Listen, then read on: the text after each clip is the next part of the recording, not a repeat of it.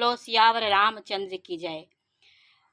भगवान रामचंद्र जी के रूप को मन में विचार कर रहा था विभीषण कि कैसे हमारे प्रभु राम होंगे। देखियो जाई चरण जल जाता, अरुण मृदुल सेवक सुन भ्राता। उसने कहा, उसके मन में राम को देखने की उत्कंठा हो रही थी। उसने कहा, देखियो आज चरण जल जाता, अरुण मृदुल सेवक सुखदाता, जे पद परस तरी ऋषि नारी, दंडक कानन पावनहारी।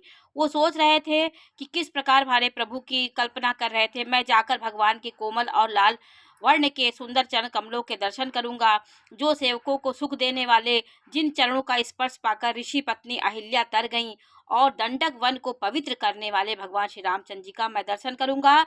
जे पद जनक सुता उर लाए, कपट कुरंग संग धर लाए, हर उर सर सरोज पद जेई, अहो भाग्य मैं देखियहूँ तेही। उन्होंने कहा कि जिन चरण कमलों को जानकी जी ने हृदय में धारण कर रखा है, जो कपट मृग के समान पृथ्वी पर दौड़े थे, और जो चरण कमल साक्षात शिव जी के हृदय रूपी से सरोवर में विराजते हैं, मेरा अहो भाग्य है कि उन्हीं को मैं आज देखूंगा। उन्हीं भगवान जी के चरणों को मैं आज देखूंगा। उनके मन में, विभीषण के मन में नाना प्रकार के कल्पनाएं हो रही थी प्रभु राम के देखने के लिए।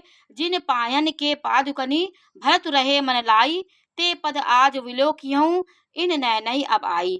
वो सोच रहे थे जिन चरण कमलों की पादुकाओं में भरत जी ने अपना मन लगा रखा है, आहा आज मैं उन्हीं चरण कमलों को अभी आकर इन नेत्रों से देखूंगा। वो इतने खुश हो रहे थे कि फिर उन्होंने कहा, यही सोच रहे थे कि यही विधि करत, इस तरह विचार करते हुए यही विधि करत सफे में विचारा, आयऊ सपदि सिंधु एहि पारा, कपि ने विभीषण आवत देखा, जाना को रिपुदूत विशेषा।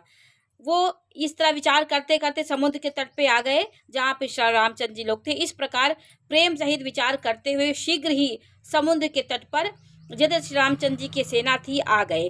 वानरों ने विभीषण को आते देखा तो उन्होंने सोचा कि रावण का कोई ये शत्रु, कोई खास शत्रु, कोई दूत रावण ने भेजा है।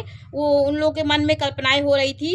ताहि राखी कपीस पही आए, समाचार सब ताहि सुनाए, सब सुग्रीव सुनऊ रघुराई, आवा मिलन दसानन भाई।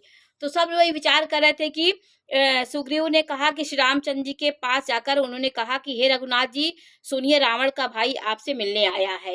रामचंद्र जी को उन्होंने ये सूचना दी। कह प्रभु सखा बूझिए कहा, आहा कपीस सुनऊ नरनाहा, जान न जाए निशाचर माया, काम रूप के ही कारण आया। प्रभु रामचंद्र जी ने कहा, हे मित्र तुम क्या समझते हो, तुम्हारी क्या राय है।